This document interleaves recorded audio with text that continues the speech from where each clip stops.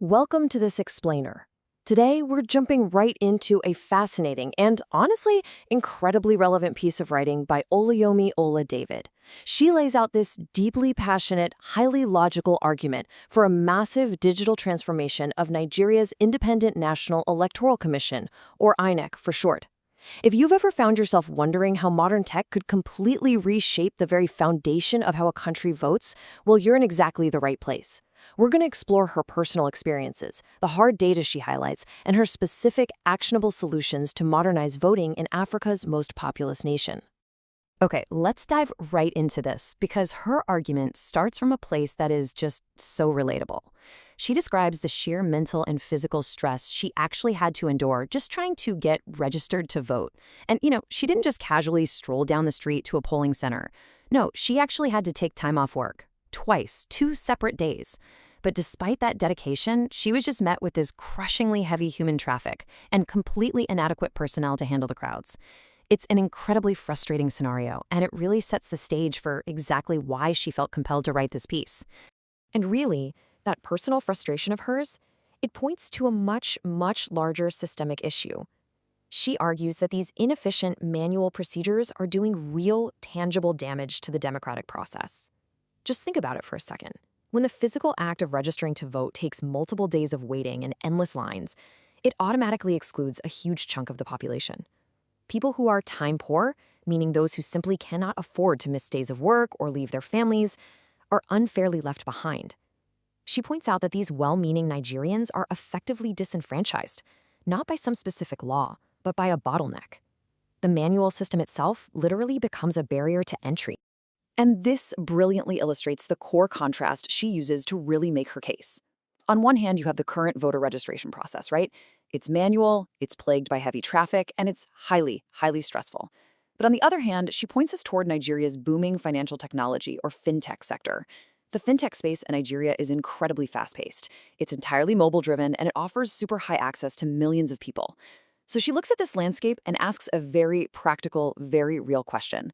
If the country is absolutely thriving in this fast-paced, digitally driven global economy, why on earth is the electoral process still stuck in the past?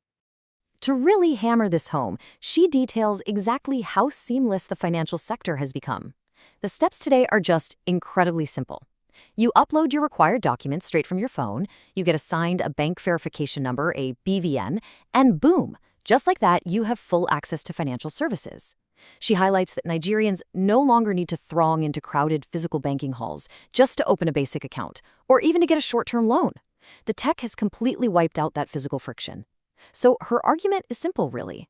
If we can trust this mobile technology with our life savings and our financial identities, why can't voting adapt in the exact same way? Now, what's really interesting about this is the staggering number behind it, almost 189 million. To be exact, 188,997,799. According to the Nigerian National Communication Commission, or NCC, that was the exact number of mobile phone subscribers in the country as of August 2021. I mean, we aren't talking about some small, niche group of early tech adopters here. This is massive, nationwide scale. She uses this data point to firmly establish that the infrastructure needed to digitize elections, it isn't something that needs to be built from scratch. It's already sitting right there in the pockets of the citizens.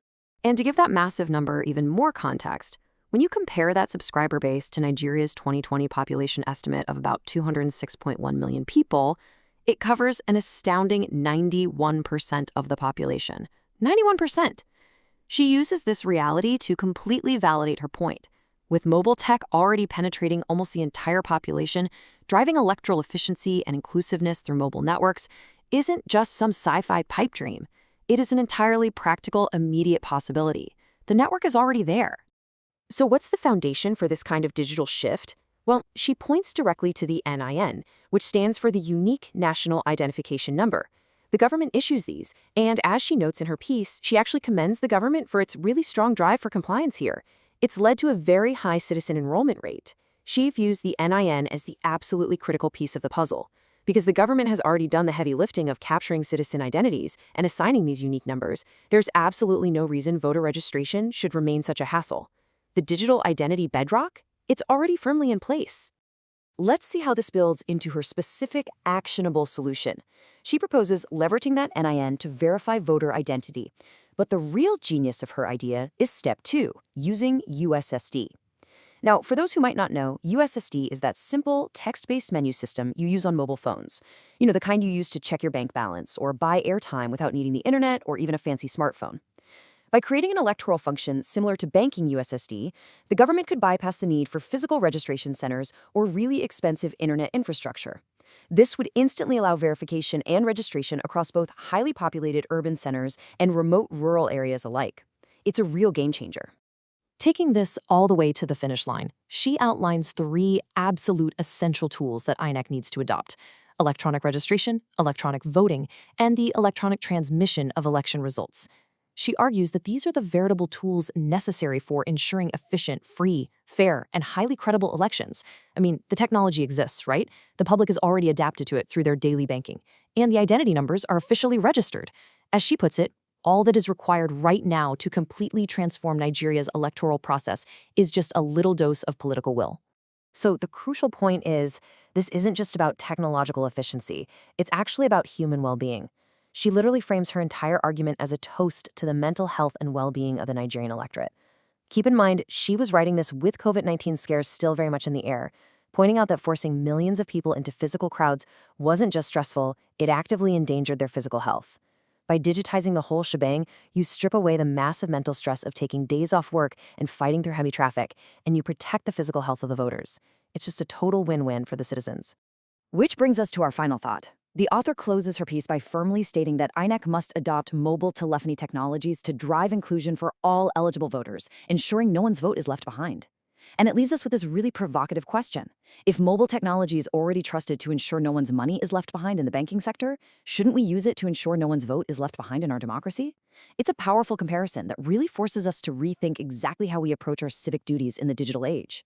Thank you so much for joining me on this explainer, and I highly encourage you to keep thinking about how technology can reshape the vital systems all around us.